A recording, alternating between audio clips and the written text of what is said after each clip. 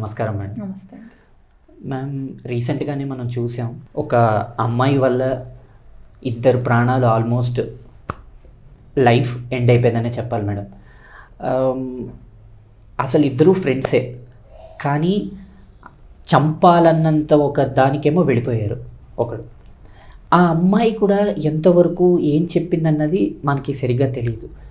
కానీ అసలు ఒక సొంత ఫ్రెండ్ని అంత దారుణంగా చంపాల్సిన అవసరం ఎందుకు వెళ్ళింది మేడం? అంటే అది ఏదైనా తప్పై ఉండొచ్చు, ఏదైనా బెదిరించి ఉండొచ్చు, లేదంటే తిట్టు ఉండొచ్చు, ఏమైనా చేసి ఉండొచ్చు. కానీ చంపేసి అది కూడా ఆ హార్ట్ తీసేయడం, లేదంటే వేళ్ళు కట్ చేసేయడం, ఇంత హై థింకింగ్ అసలు ఎలా వెళ్ళిపోతున్నారు మేము? అసలు వాళ్ళ యాటిట్యూడ్ ఎలా అసలు వెళ్తుంది అలాగా? సో ఫస్ట్ ఆఫ్ ఆల్ అండి, మనం చెప్పాలంటే ఇట్లాంటివి కొత్త కాదు. ఇప్పుడు ఇంకా జరగవు అని చెప్పలేము. ఇంకా జరగకుండా ఉండటానికి ఎలాంటి మెజర్మెంట్స్ తీసుకున్నా మనము తగ్గించగలమేమో, బట్ మనము వీటిని కంప్లీట్గా ఆపలేము మనము.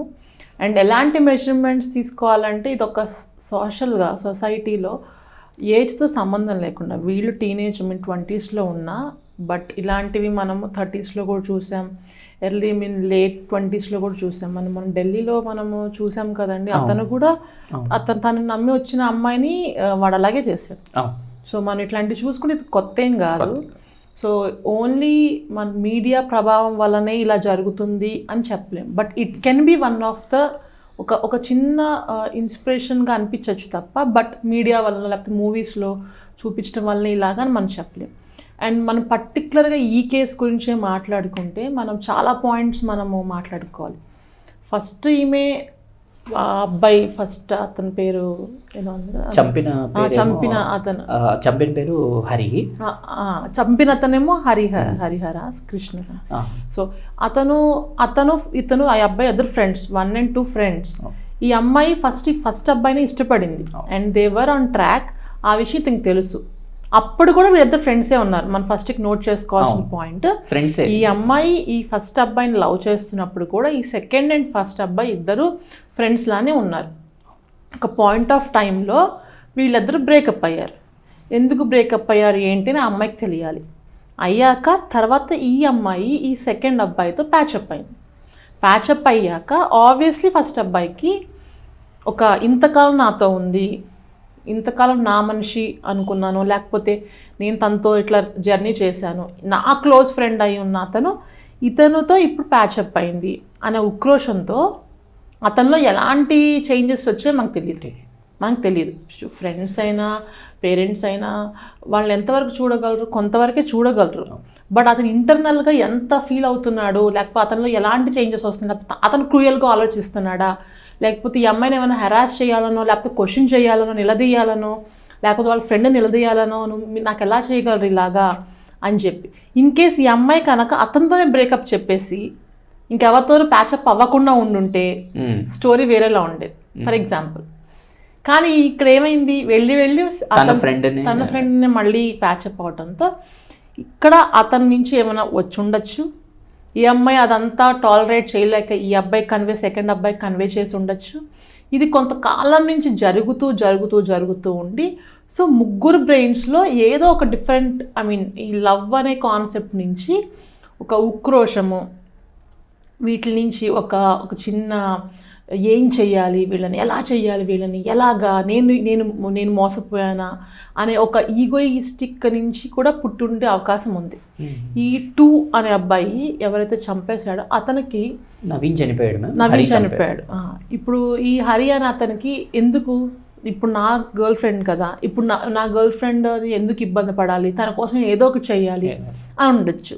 సో ఇక్కడ ఒకటి గమనిస్తే అండి, ఎప్పుడైతే ఈ అమ్మాయి హరి అనే అబ్బాయిని అతన్ని వదిలేసి, నవీన్ అనే అబ్బాయిని వదిలేసి హరి అనే అతన్ని చేసిందో, ఇది తెలిసాక వీళ్ళిద్దరికి మాటలు ఉండవు ఆబ్వియస్లీ.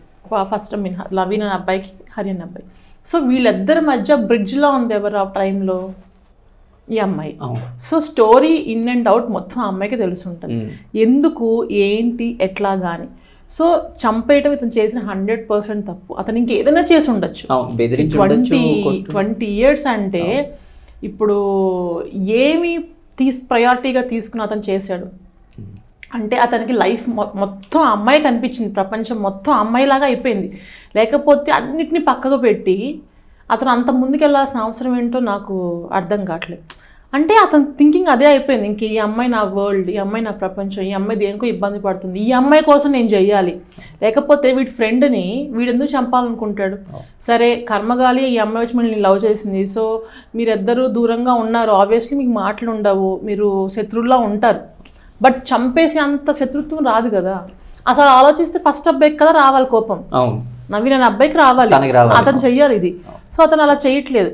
అలా చేయకుండా ఇంకేదో బ్యాక్ ఎండ్ జరిగింది. అంటిల్ అండ్ అన్లెస్ ఆ అమ్మాయి నోరిప్పి వాట్ హ్యాపెండ్ అని చెప్తే కానీ మనం చెప్పలేం. బట్ ఏది ఏమైనా ఈ అబ్బాయి బ్రెయిన్లో ఫస్ట్ నుంచి ఆ ఆలోచన ఉంది. ఒక డిస్కషన్స్ జరిగాయి, నెంబర్ ఆఫ్ డిస్కషన్స్, ఆర్గ్యుమెంట్స్ జరిగాక అతని మైండ్లో ఇలా చేస్తే బాగుంటుంది, అలా చేస్తే చెయ్యాలి అనుకున్నాడే తప్ప దీనివల్ల నా లైఫ్ ఏంటి, నా పేరెంట్స్ లైఫ్ ఏంటి, నేనేంటి, రేపొద్దున ఇలా జరిగితే వాట్ ఈస్ ద కాన్సిక్వెన్స్ అని ఆలోచించే పరిస్థితుల్లో అతను లేడు. ఎక్కడైనా ఏదో ఒక పాయింట్లో దీనికి ఇది ఒక్కటే సొల్యూషనా, ఇంకే సొల్యూషన్ లేదా, అసలు ఎందుకు ట్రై చేయకూడదు, ఇంకో సొల్యూషన్ ఎందుకు వెతకూడదు అనే ఆలోచన ఇతను వచ్చినా, ఆ అమ్మాయి ఇతన్ని ఏ రకంగా ప్రేరేపించినా ఒక్క నిమిషం ఎలాగ మనం చెయ్యొచ్చు అని చెప్పుంటే డిఫరెంట్గా ఉండేది స్టోరీ. బట్ ఇక్కడ జరగలేదు. అండ్ ఈ అబ్బాయి ఎంతవరకు ఈ విషయాన్ని బయట వాళ్ళతో, వాళ్ళ ఫ్రెండ్స్తో కానీ పేరెంట్స్తో కానీ డిస్కస్ చేసాడో మాకు తెలియదు. అంటే ఈ అమ్మాయి ఇతన్ని ఇష్టపడటం మొదలెట్టాక ఏం జరుగుతోంది అన్న విషయం ఎవరితో డిస్కస్ చేసా మాకు తెలియదు. సో అవన్నీ మనకు బయటకు వస్తే కానీ మనము ఏం జరుగుతోంది వీళ్ళ మనసులో అని చెప్పలేము. బట్ అతను యాక్సెప్ట్ చేశాడు, నేనే చంపాను అని అతనే ఒప్పుకున్నాడు. వాళ్ళ ఫ్రెండ్ దగ్గరికి వెళ్ళా చెప్పాడు, వాళ్ళ పేరెంట్స్ చెప్పాడు, వాళ్ళ గర్ల్ ఫ్రెండ్కి చెప్పాడు, ఇవన్నీ చెప్పాడు. సో ఇది అతని మైండ్లో ఉన్నదే అతను యాక్సెప్ట్ చేసి ఇదంతా చేసుకున్నాడు. సో ఇప్పుడు వీళ్ళ మనం ఇంకొక లెవెల్లో చూస్తే అండి లైఫ్స్ పోయినట్టే. మళ్ళా దీన్ని సరే అతను చనిపోయాడు, వాళ్ళ పేరెంట్స్కి ఎంత బాధ ఉంటుందండి. ఒక ఏజ్కి వచ్చి ఇంకొక 7-8 ఇయర్స్లో మన పిల్లోడు మన సెటిల్ అయిపోతాడు అని అనుకునే సిచ్యువేషన్లో ఎంత బాధగా ఉంటుందో మనం ఒక్కసారి ఆలోచించుకోవాలి. ఇతను నా ఫ్రెండ్ని ఇలా చేస్తే వాళ్ళ పేరెంట్స్ ఎంత బాధపడతారు, నాకు జరిగితే కూడా నా పేరెంట్స్ ఇంతే బాధపడతారు కదా అని చెప్పి ఆలోచించాలి. మనము ఇలాంటివన్నీ ఫస్ట్ నుంచి మనం అలవాటు చేయాలండి పిల్లలకి. మనము మీరు చూస్తే చిన్నగా ఉన్నప్పుడు పిల్లలు ఏదన్నా తగిలింది అనుకోండి, పిల్లలు నడుస్తూ ఏదన్నా తగిలింది అనుకోండి, ఏం చేస్తారు, దాన్ని కొట్టి నువ్వు కొడతావా పిల్లోడిని, అవును అవును అవును అని దాన్ని ఒక 2 వేస్తారు. తర్వాత ఏదైనా చీమో ఏదన్నా కుట్టింది అనుకోండి, కొడతావా చీమ అని చెప్పి వాడి ముందు నేను చంపేస్తాలేనన్న అని చంపేస్తాను. వీడు ఏమనుకుంటాడు, ఒక సెక్యూర్డ్ ఫీలింగ్ గా చాలా హ్యాపీగా అవుతాడు. తర్వాత వాటికి నిజంగా కుట్టినా ఏమైనా జరిగినా చంపేయడం మొదలెడతాడు. అక్కడ చాలా చిన్న విషయం, చాలా చిన్న విషయం. ఇప్పుడు తగిలింది అనుకోండి, అక్కడ అది పెట్టినోడు తప్పు అంటాడు, కానీ నేను చూడకుండా నడవటం నా తప్పు కాదు అంటాడు. సో ఇది ఎవరు అలవాటు చేశారు అంటే ఆ మైండ్ సెట్ చిన్నప్పుడే పేరెంట్స్ అలా మనం ఒక ఏజ్ వచ్చి మనం ఒక కాన్షియస్గా ఉండి మనం పిల్లలకి తెలియకుండానే కొన్ని ఇన్పుట్స్ అలా ఇస్తాం అన్నమాట. చాలా చిన్న విషయం, బట్ చిన్న విషయాలతోనే స్టార్ట్ అవుతాయి. ఇప్పుడు ఈ కేసులో కూడా చూసుకుంటే అండి, ఎక్కడో చిన్న విషయమే ఒక పెద్దగా ప్రొజెక్ట్ అయ్యి అది లాంగ్ టైం రన్ అవుతూ అంటే ఏ సమస్య అయినా ఏదైనా మనము ఒక అవగాహనతో ఏదైనా సమస్య ముందే మనం ఖచ్చితంగా ట్రై చేయాలి, సొల్యూషన్ ట్రై చేయాలి.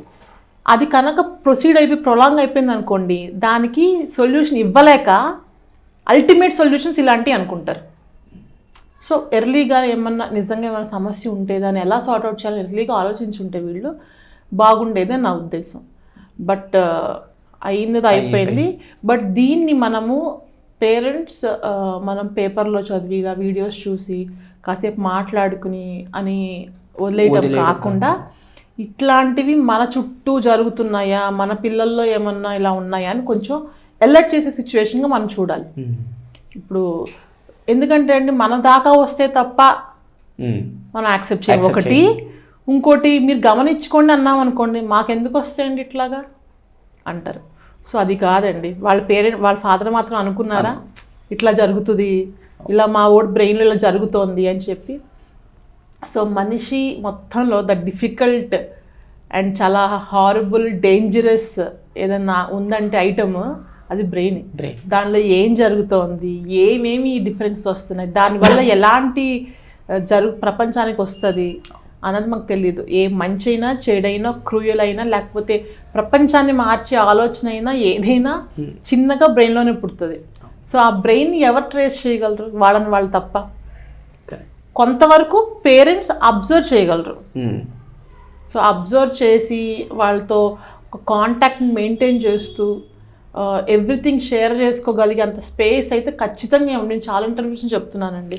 పేరెంట్స్ ఎప్పుడు ఆ స్పేస్ని ఉంచుకోవాలి. పిల్లల మీద ఎంత ప్రేమ అంటే వాళ్ళ కోసం రాత్రి పగలు కష్టపడి కోట్లు సంపాదించి పెట్టడం కాదు, ఎంత కష్టమైనా వాళ్ళకి టైం ఇచ్చి వాళ్ళతో ఉండటం చాలా ఇంపార్టెంట్. యాక్చువల్గా ఈ డబ్బులు సంపాదించడం కానీ వాళ్ళకి టైం ఇచ్చి వాళ్ళు అర్థం చేసుకుంటూ వాళ్ళకి ఆ స్పేస్ ఇవ్వటమే కష్టం. సో ఇది ప్రాక్టీస్ చేయాలి. ఏంటంటే మా అబ్బాయి అన్నీ చూస్తున్నాం, మా అమ్మాయికి అన్నీ చూస్తున్నాం అంటే కుదరదు. అండ్ ఇక్కడ నేను అమ్మాయిని ఒక్కదాన్ని బ్లేమ్ చేయలేను, బట్ ఆ అమ్మాయి సైడ్ నుంచి కూడా ఉంది. So until and unless what happened exactly అని మనకు తెలిసినంతగా మనం దీన్ని చెప్పలేము. బట్ స్టిల్ వీళ్ళు కనుక కొంచెం అవగాహనతో కొంచెం కాన్షియస్గా ఉండి కొంచెం ఉంటే మేబీ వాళ్ళకి వచ్చిన సమస్యని వేరేలా తీసుకోవచ్చు. And I wanted to say ఈ ట్రయాంగిల్ లవ్ స్టోరీస్ అండ్ ఒకరితో బ్రేకప్ అవ్వగానే వెంటనే ఇంకోళ్ళతో ప్యాచప్ అవ్వటము, ఇలాంటి కాన్సెప్ట్స్ కొంచెం అర్థం చేసుకోవాలి, అమ్మాయి లేని అబ్బాయి లేని. సో నువ్వు ఒకరిని లవ్ చేస్తున్నావు అంటే what is the meaning of love అండి? లవ్ అంటే ఏంటి బేసిక్గా? సో మనము ఆ వ్యక్తిని ప్లస్సెస్ మైనస్ రెండు యాక్సెప్ట్ చేస్తాం. ఆ మైనస్ నువ్వు ఖచ్చితంగా భరించలేని టైంలో నువ్వు దూరంగా ఉంటావు.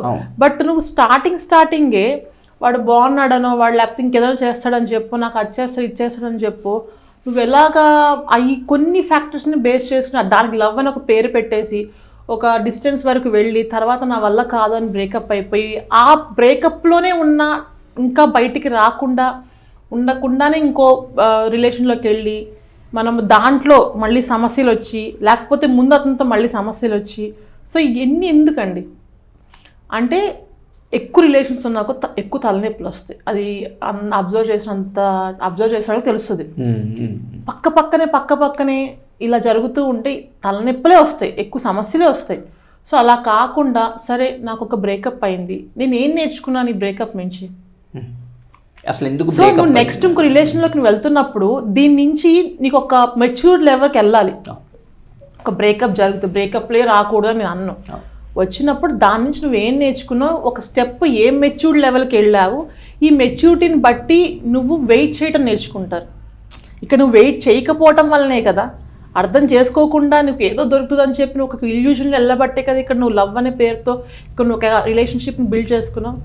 అది అవ్వలేదు కాబట్టి బ్రేకప్ అయ్యావు కదా. అలాంటప్పుడు ఏం చేయాలండి? మనం కొంచెం కామన్ సెన్స్తో ఆలోచిస్తే నేను ఈసారి అక్కడ చేసిన మిస్టేక్స్ నేను చేయకూడదు. ఎవరి ఇండివిజువల్ ఎక్స్పీరియన్స్ వాళ్ళకు ఉంటుంది కాబట్టి సో వెళ్ళకూడదు. So let me take some time తీసుకుంటే నాలో ఒక చేంజ్ వస్తుంది, నాలో ఒక మెచ్యూరిటీ వస్తుంది. ఆ రిలేషన్ బట్టి నేను ఎలా ఉండాలి, నెక్స్ట్ వచ్చే రిలేషన్ నాకు ఏం కావాలి, అసలు ఏం భరించలేను, ఓహో నేను ఇలాంటి భరించలేను, సో నాకు ఇలాంటి వ్యక్తి కావాలి అని ఒక ఐడియాకి వస్తారు. సో ఐడియాకి వచ్చాక అప్పుడు టైం బీయింగ్ నీ లైఫ్లో ఒక మనిషి వస్తే అప్పుడు అది నీకు సెట్ అయితే అప్పుడు యూ విల్ ప్రొసీడ్. అలా కాకుండా ఇప్పుడు అలా జరుగుతుందా అండి? లేదు. అయింది, ఇంకోళ్ళు ఎవరో వచ్చావు, నువ్వు బాధపడుతున్నావా? బాధపడకు, ఆ సింపతి పోతే పోయాడులే, నీకేంటి మంచి పిల్లవి అంటాడు. 2 సార్లు అంటాడు, 3వసారి వచ్చి నీ పక్కన ఉన్నాను నువ్వంటే నాకు చాలా ఇష్టం అంటాడు. అప్పుడు ఈ అమ్మాయి ఏంటి, ఈ బాధను పోగొట్టుకుంటాకి వీటితో మళ్ళీ రిలేషన్షిప్ అవుతుంది. అది లవ్ ఎలా అవుతుందండి? నువ్వు మళ్ళీ అదే గోతులో పడుతున్నావు, కొత్త ప్రాబ్లం. అసలు లవ్ ఎందుకు చేస్తారండి? ఎవరిని వాళ్ళు హ్యాపీగా పెట్టుకుంటారు, ఎవరిని వాళ్ళు ఒక సెక్యూర్డ్గా నాకు ఒక మనిషి ఉన్నారు ప్రపంచంలో, ఒక కంపానియన్షిప్, నేను నా లైఫ్లో గ్రో అవ్వాలన్నా నేను మెంటల్గా ఫిజికల్గా ఒక గ్రో అవ్వాలి అంటే అది ఏ రిలేషన్షిప్, లవ్ అవ్వనివ్వండి మ్యారేజెస్ అవ్వనివ్వండి ఏదైనా ఎందుకు చేస్తారండి? ఎందుకు చేస్తాం ఇది? అసలు ఎందుకు అవసరం చెప్పండి? ఒక కంపానియన్ ఎందుకు అవసరం? మనం గ్రో అవ్వాలి లైఫ్లో, మనకు ఒక కంపానియన్ కావాలి, కష్టంలో సుఖంలో మనకు ఒక ఎమోషనల్గా ఒక తోడు ఉండేవాళ్ళు కావాలి.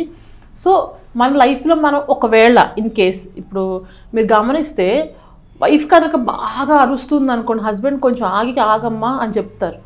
హస్బెండ్ అరుస్తూ ఉన్నారు అనుకోండి, వైఫ్ కొంచెం కంట్రోల్ చేసి సిచ్యువేషన్స్ని మేనేజ్ చేసేలా ఉంటుంది. ఇట్లా ఉన్నప్పుడు బ్యాలెన్స్ అవుతుంది. ఎందుకంటే మన మాట మనమే ఒక్కొక్కసారి సిచ్యువేషన్స్లో మనం అవుతూ ఉంటాం. సో ఆ కంపానియన్షిప్ కావాలి. నువ్వు పొడుస్తానంటే నువ్వు పొడువు అని చెప్పంటే ఇంకేముంటుందండి, ఇంకేముంటుంది ఇక అక్కడ, ఇంకేం ఉండదు కదా స్టోరీ.